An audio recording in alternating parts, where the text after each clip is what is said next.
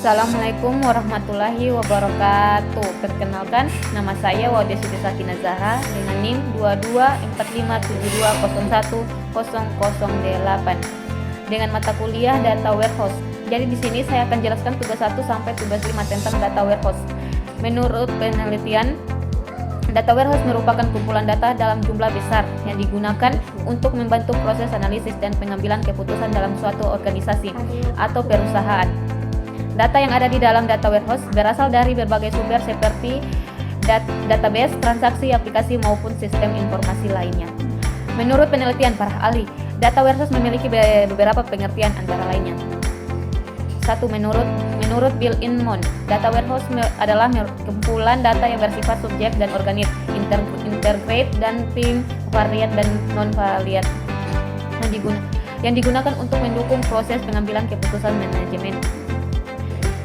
Dan berdasarkan penelitian dalam bidang sistem informasi, Data Warehouse digunakan untuk mengelola data menjadi informasi yang lebih struktur sehingga memudahkan perusahaan dalam membuat laporan analisis penjualan, prediksi bisnis, dan evaluasi kinerja. Dari beberapa penelitian tersebut, dapat disimpulkan bahwa Data Warehouse berfungsi sebagai tempat penyimpanan data terpusat yang digunakan untuk analisis dan pengambilan keputusan.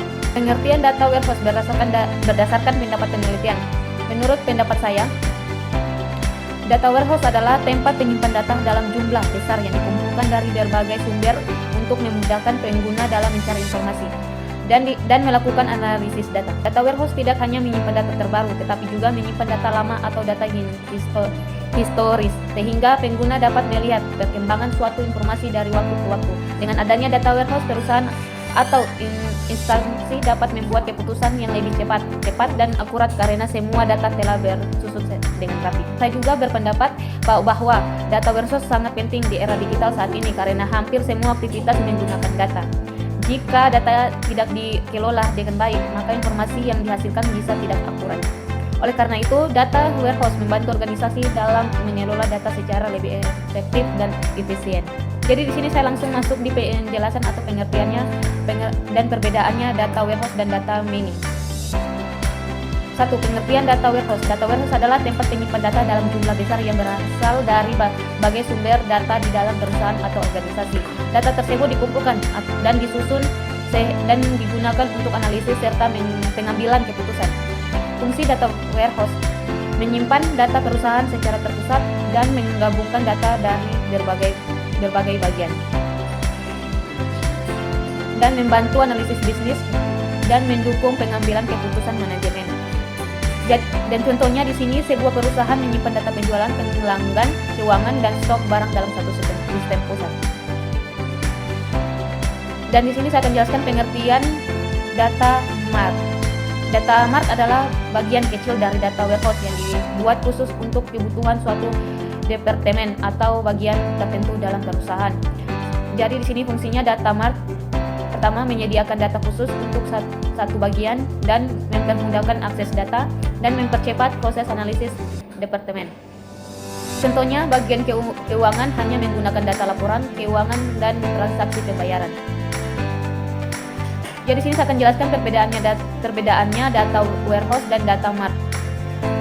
Data Warehouse menyimpan data seluruh perusahaan, ukuran data sangat besar dan digunakan seluruh organisasi, lebih kompleks, biaya implementasi lebih mahal dan data lebih lengkap.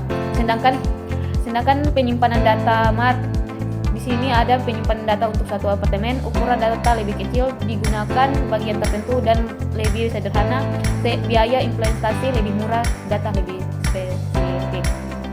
Jadi di sini saya akan langsung jelaskan pengertian dan perbedaan OLAP dan OLTP. Pengertian OLAP atau Online Analytical dan Processing atau OLAP adalah sistem yang digunakan untuk menganalisis data dalam jumlah besar guna membantu proses pengambilan keputusan. OLAP biasanya digunakan oleh manajer analisis atau pimpinan perusahaan untuk melihat laporan dan perkembangan bisnis. Di sini ada fungsi OLAP. Fungsi OLAP pertama menganalisis data bisnis, membuat laporan, mengetahui tren penjualan dan membantu pengambilan keputusan. Jadi langsung saja di pengertian OLTP, Online Transaction Processing atau OLTP adalah sistem yang digunakan untuk memproses transaksi sehari-hari secara cepat dan akurat. OLTP digunakan dalam kegiatan operasional perusahaan. Di sini ada fungsi OLTP. Pertama, memproses transaksi harian.